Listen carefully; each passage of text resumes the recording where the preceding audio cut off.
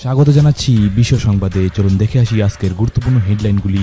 গাজা এবং ইরানে হামলা চালাতে ইসরায়েলকে ফের ৮,০০০ কোটি টাকার অস্ত্র সাহায্য করল আমেরিকা।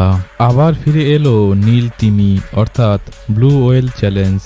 বছর কয়েক আগে গোটা বিশ্বে আতঙ্ক ছড়িয়েছিল এই অনলাইন গেম, যার নাম ব্লু ওয়েল। এই খেলায় ৫০টির বেশি ধাপ রয়েছে, যার সর্বশেষ ধাপটি মৃত্যু। সেরকমই ঘটনা ঘটল আবার আমেরিকায় ভারতীয় পড়ুয়া এক ছাত্রের মৃত্যু ঘটেছে এই গেমের কারণে।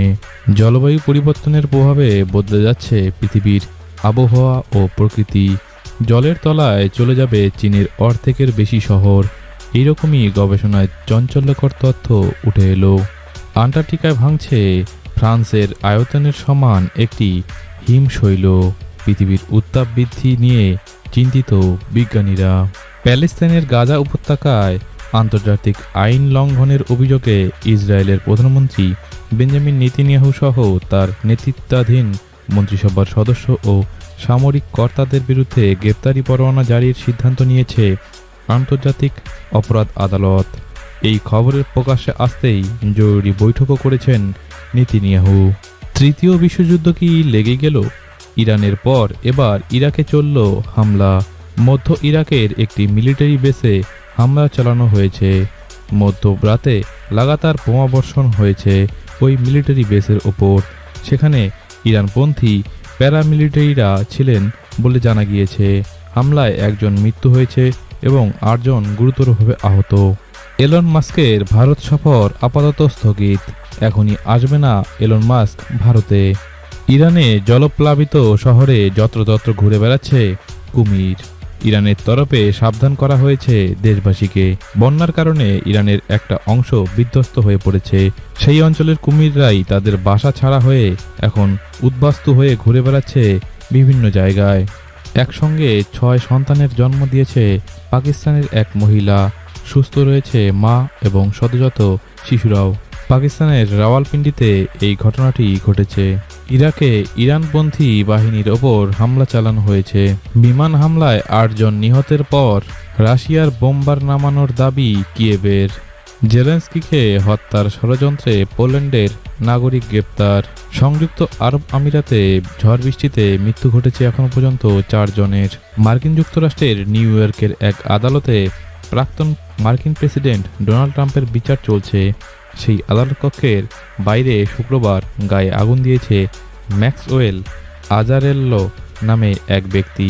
শুক্রবার নিউ ইয়র্কে দুপুর নাগাদ ঘটেছে এই ঘটনাটি। প্রকৃতির রুদ্র রোজ দেখল পাকিস্তান। লাগাতার বৃষ্টি ও বজ্রপাতে মৃত্যু ঘটেছে ৮৭ জনের। ভারতীয়রা বয়কট করতেই উধাও ৪০% পর্যটক। ড্যামেজ কন্ট্রোলে সেই ভারতেরই শরণাপন্ন হল মালদ্বীপ। গাজায় ইসরায়েলের হামলায় নিহত মানুষের সংখ্যা ৩৪,০০০ ছাড়িয়ে গেল। কবে থামবে এই মরণযুদ্ধ? এ নিয়ে উঠছে বিশ্বের প্রত্যেকটি কোণায় প্রশ্ন। পাল্টাপাল্টি হামলা ঘিরে ইরান ইসরায়েলের মধ্যে চরম উত্তেজনা বিরাজ করছে।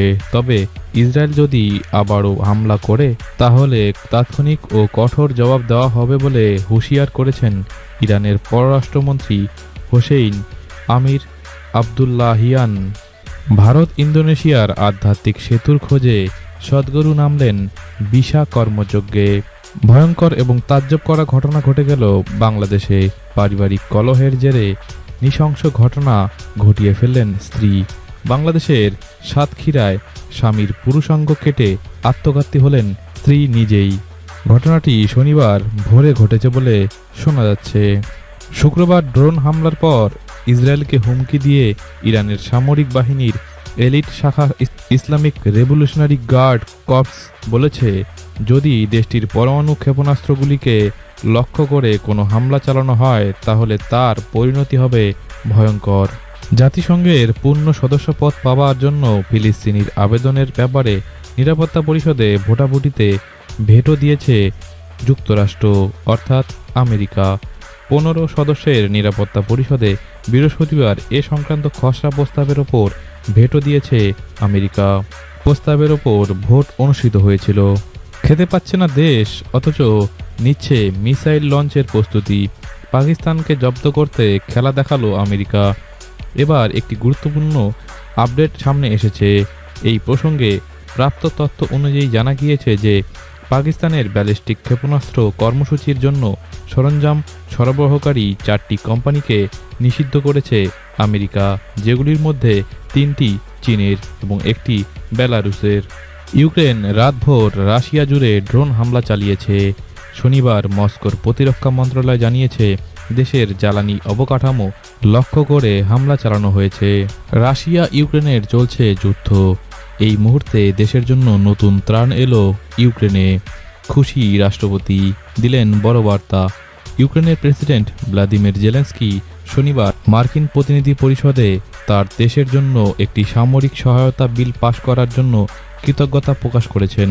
বেবি পাউডার থেকে ক্যান্সার, ফের অস্বস্তিতে জনসন অ্যান্ড জনসন, বিপুল জরিমানা এই সংস্থাটিকে।